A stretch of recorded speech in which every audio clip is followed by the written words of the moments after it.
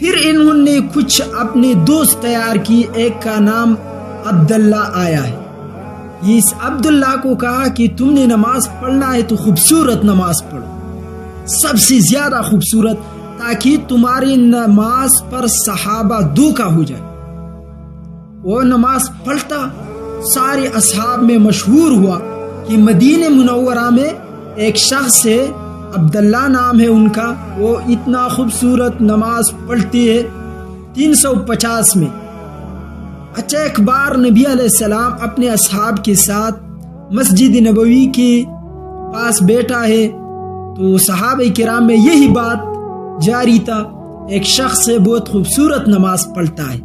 ایک صحابی نے یہی کہا، اللہ کے نبی نے خاموشی اختیار کیا، کیونکہ اللہ نے ان کو وہ منافق بتائی تھی کہ یہ منافق ہے اور یہ نماز صرف دھوکے کے لیے ایسی لمبی لمبی نمازی پڑھتی ہے، باقی اندر سے کھوکھلے ہے، ختم، نہ دین، نہ ایمان، نہ عشق رسول، نہ عشق خدا، نہ عشق ائمہ۔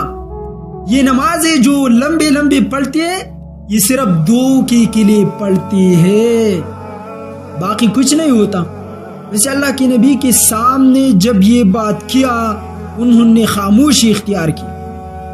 اصحاب کا مطلب یہی تھا کہ شاید حضور کو معلوم نہیں ہو، تو پھر دوسرے نے بھی یہی بات کہی، اللہ کے نبی پھر خاموش ہوا۔ اس دوران میں یہ عبداللہ نامی شخص آ رہا ہے اور سلام کیا، مسجد کے اندر داخل ہوا۔ صحابہ کرام نے کہا، اہو ھذا یا رسول اللہ، یہی شخص ہے اللہ کے نبی؟ رسول اللہ علیہ السلام خاموش، کچھ نہیں کہتا، اور کہا، بلال میرے گھر جاؤ، میری تلوار لے کر آؤ۔ بلال نے سوچا کہ اللہ کی نبی تلوار پہ کیا کریں گی، اصحاب بھی حیران ہے کہ اللہ کی نبی اب تلوار پر کیا کریں گے، نہ جنگ کے لیے جا رہا ہے، ویسے تلوار پہ کریں گی کیا؟ لیکن حکم تھا تو حکم کو مانا۔ بلال گھر گیا، جب گھر کے اندر دروازہ کٹکھٹایا، رسول اللہ کا تلوار مجھے لے، تلوار کو اٹھا کر اللہ کے نبی کے پاس آیا۔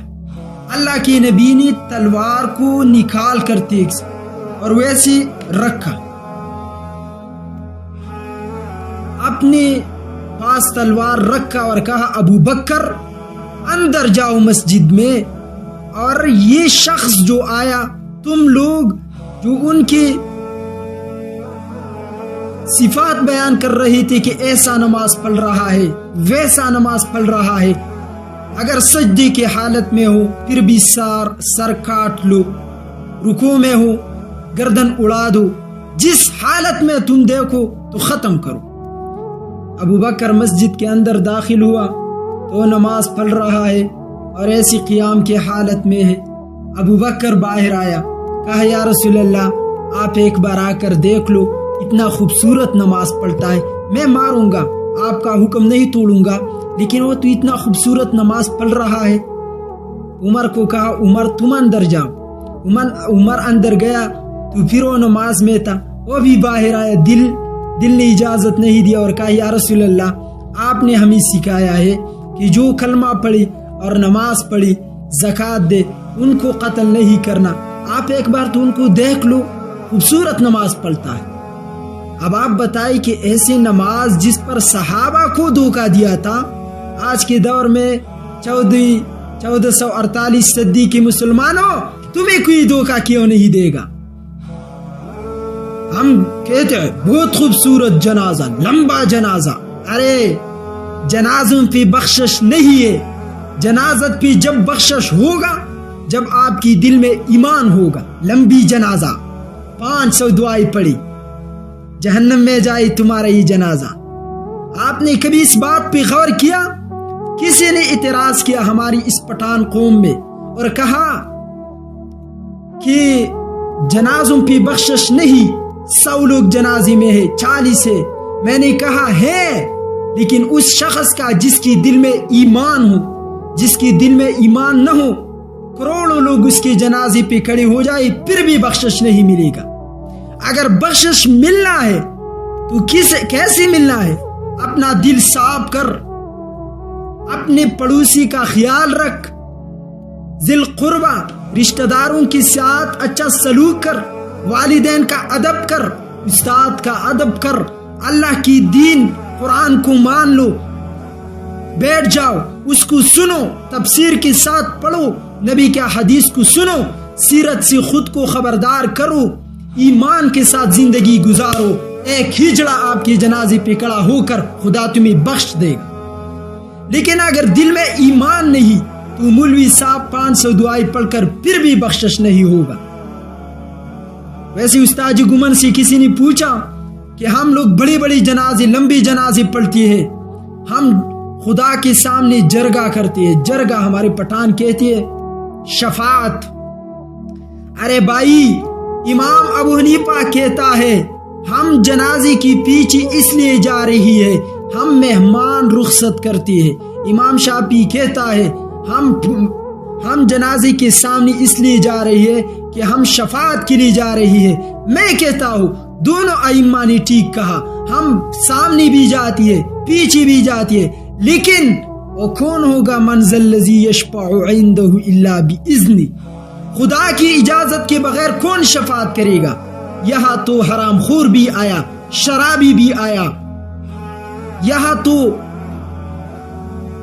خواجہ سرا والا بھی آیا، یہاں پر رذیل بھی آیا، یہاں پر ظلم کرنے والا بھی آیا۔ ان کو قیامت میں اپنے شفاعت کا اجازت ملے گا؟ کبھی نہیں۔ ہم کہتے ہیں خدا مہمان ہم نے رخصت کیا، بخشنا تیرا کام ہے۔ تو سب سے لازمی بات یہی ہے کہ آپ بڑے جنازے گمن صاحب نے کہا پلٹی ہے، آپ کے شفاعت میں طاقت نہیں ہے، ہمارا ایک شفاعت انشاءاللہ خدا کے پاس جائے گا۔ کیوں؟ عقیدہ بھی ٹھیک، مسئلہ بھی ٹھیک، نہ ہم خوارج، نہ ہم بزدل، نہ فسادی۔ اس وجہ سے نہ فساد کرنا ہے، عقیدہ ٹھیک کر لو اور دین پر عمل کرو، پھر تمہاری جنازے پہ ایک شخص بھی کھڑا نہ ہو، خدا تجھے بخش دے گا۔ ویسے اس پر بہت زیادہ دلائل ہے لیکن میں ابھی ذکر نہیں کرتا۔ تو رسول اللہ علیہ السلام نے تلوار کو لے کر اپنے پاس رکھا، علی سامنے آیا، انا الذی سمیتنی امی حیدرا، میری اماں نے میرا نام حیدر رکھا اور میری نبی نے میرا نام علی رکھا، تو میں ہر میدان میں اونچا جاؤں گا، بلند مرتبے پر جاؤں گا۔ علی سامنے آیا اور کہا اللہ کی نبی تلوار مجھے دو، میں ان کا سر اڑا دوں گا۔ رسول اللہ علیہ السلام نے کہا علی تلوار لے لو، لیکن جب آپ مسجد میں جائیں گے وہ دوسرے دروازے سے مسجد سے گیا ہوگا۔ تو علی مسجد کے اندر گیا، واپس آیا، یا رسول اللہ وہ مسجد میں نہیں ہے۔ رسول اللہ نے کہا میں نے آپ سے کہا تھا کہ وہ مسجد میں نہیں ہوگا جب آپ جائیں گے۔ اللہ کے نبی نے صحابہ سے کہا جاؤ راستے میں پکڑو، میرے سامنے لے کر آؤ اس کو۔ جب اللہ کے نبی کے سامنے آیا تو اس کا جلال ایسا جلال تھا، اس کا ہیبت ایسا ہیبت تھا، اس کا انداز ایسا تھا۔ اللہ کے نبی نے کہا مجھے بتاؤ جب تم مسجد کے اندر داخل ہوتی اس وقت آپ کی دل میں کیا خیال آیا؟ جب آپ مسجد کے اندر داخل ہوتے اس وقت آپ کی دل میں کیا خیال آیا؟ انہوں نے جھوٹ نہیں بولا۔ اللہ کے نبی جب میں مسجد کے اندر داخل ہوتا آپ کے ساتھ آپ کے صحابہ تھے، میری دل میں ایک خیال آیا، ایک خیال میرے دل میں آیا کہ زمین پر اس وقت مجھ سے بہتر کوئی نہیں ہے۔ اچھا جب یہ بات کیا ایک صحابی دوسرے سے سامنے آتا ہے، ایک دوسرے سے پہل کرتے ہیں تلوار دو اللہ کے نبی تاکہ ہم اس کا سر اڑا دیں۔ اللہ کے نبی نے پھر یہی الفاظ کہی کہ چھوڑ دو اب اس کو، اب ان کو چھوڑ دو، لوگ پھر میری دین میں نہیں آئیں گے اور یہی بولیں گے کہ اپنے دوستوں کو جو نماز پڑھتے ہیں، جہاد پہ جاتے ہیں، ان کو نہیں چھوڑتے تو ہم کیوں چھوڑیں گے؟ اس وجہ سے یہ دو واقعات جو ذوالخویل